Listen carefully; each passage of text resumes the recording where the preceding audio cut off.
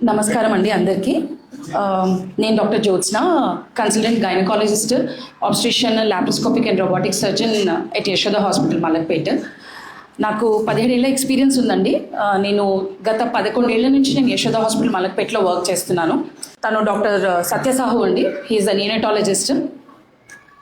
So మేము ఇవాళ ఖమ్మంకి రావడానికి రీజన్ ఏంటి అంటే, మేము ఒక రేర్ కేసు చేశాము. సో ఆ కేసు ఏంటి అని అంటే, ఒక మహిళ, తను 30 years ఉన్నాయి తనకి, కానీ తనకి ఏంటంటే ప్రెగ్నెన్సీస్లో ప్రాబ్లం ఉండిందనమాట. సో బేసిక్ ప్రాబ్లం ఏంటి అని అంటే, తనకి గర్భసంచి నార్మల్గా లేదనమాట. గర్భసంచి నార్మల్గా అందరికీ కూడా ఇలా ఉంటుంది. సో ఆవిడకి గర్భసంచి అనేది ఏంటంటే డివైడ్ అయిపోయి ఇలా ఉంది. సో ప్రతిసారి ఆవిడకి ప్రెగ్నెన్సీ వచ్చినప్పుడల్లా ఏమవుతుందంటే, గర్భం ఇక్కడ వచ్చినప్పుడు ప్లేస్ లేక 5th 6th monthలో డెలివరీస్ అయిపోయేవి ఆమెకి. సో ఆ గర్భసంచి అనేది రెండు భాగాలుగా ఉండేవరకు, ఒక భాగంలో ప్రెగ్నెన్సీ వచ్చినప్పుడు అక్కడ సరైన ప్లేస్ లేక ప్రతిసారి 5th 6th monthలో ఆమెకి డెలివరీ అయిపోతూ ఉండేది. సో అలా 3 deliveries అయిపోయాయి తనకి 5th 6th monthలో. ప్రతిసారి బేబీస్ చనిపోయేవాళ్ళు. సో థర్డ్ టైం ఆమెకి వేరే దగ్గర ఒక రకమైన సర్జరీ అంటారు, దాన్ని సర్వైకల్ సర్క్లాజ్ అంటారు. సో స్టిచ్ వేస్తారనమాట దానికి. గర్భసంచి ఒక ముఖద్వారానికి వాళ్ళు ఒక స్టిచ్ లాంటిది వేస్తారు. అది వేశాక కూడా తనకి మళ్ళీ 5th 6th monthలో మళ్ళీ డెలివరీ అయిపోయింది. సో మళ్ళీ 4th time ప్రెగ్నెన్సీ వచ్చినప్పుడు నా దగ్గరికి వచ్చారు వాళ్ళు. సో దీనికి ఏంటంటే, మేము చేసింది ఏంటంటే, దీన్ని అబ్డామినల్ సర్క్లాజ్ అని ఒక సర్జరీ ఉంటుందన్నమాట. సో అది ఎలా చేస్తామంటే, లాప్రోస్కోపీ ద్వారా చేస్తాము.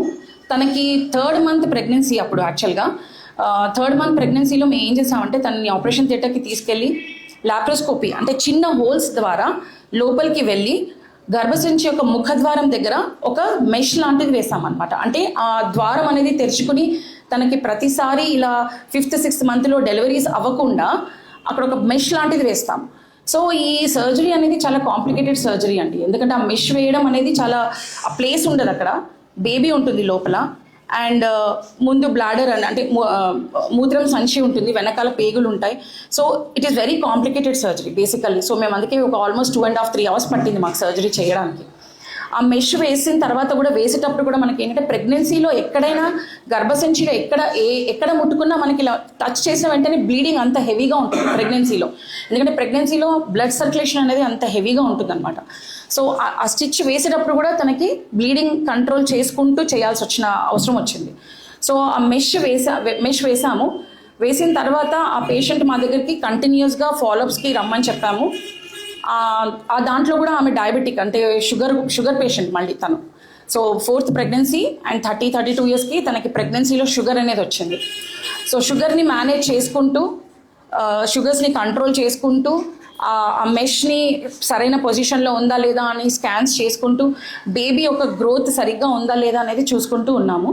సో అలా ఆమెకి 5th 6th monthలోనే ప్రెగ్నెన్సీస్ లాస్ అయ్యేవి. బట్ మేము మెష్ వేసిన తర్వాత ఆమెకి ఆల్మోస్ట్ 9th monthలో డెలివరీ అయిందండి. జస్ట్ 35-36 weeks రీచ్ అవ్వగానే ఆమెకి డెలివరీ అయింది. అంటే పెయిన్స్ వచ్చాయి. సో మేము ఎమర్జెన్సీ సిజేరియన్ సెక్షన్కి తీసుకున్నాము. సో 9th monthలో డెలివరీ అయిన బేబీస్ బాగుంటారు, అంటే ప్రీమెచ్యూర్ కాదు కాబట్టి. సో ప్రీటర్మ్ అంటే ఏంటంటే, మనకి 37 కంప్లీట్ అయితేనే మనం టర్మ్ బేబీస్ అంటాము. సో 36 weeks కాబట్టి మనం ప్రీటర్మ్ అంటున్నాం. కానీ 9th monthలో వరకు మేము తీసుకొచ్చాము ఆ ప్రెగ్నెన్సీని. సో 3 deliveries ఆమెకి 4th monthలోనే డెలివరీ అయిపోయి 5th monthలోనే డెలివరీ అయ్యి బేబీస్ చనిపోయేవాళ్ళు ఆమెకి. సో అలాంటిది మేము 9th month వరకు తీసుకొచ్చి ఆ బేబీని డెలివరీ చేశాము.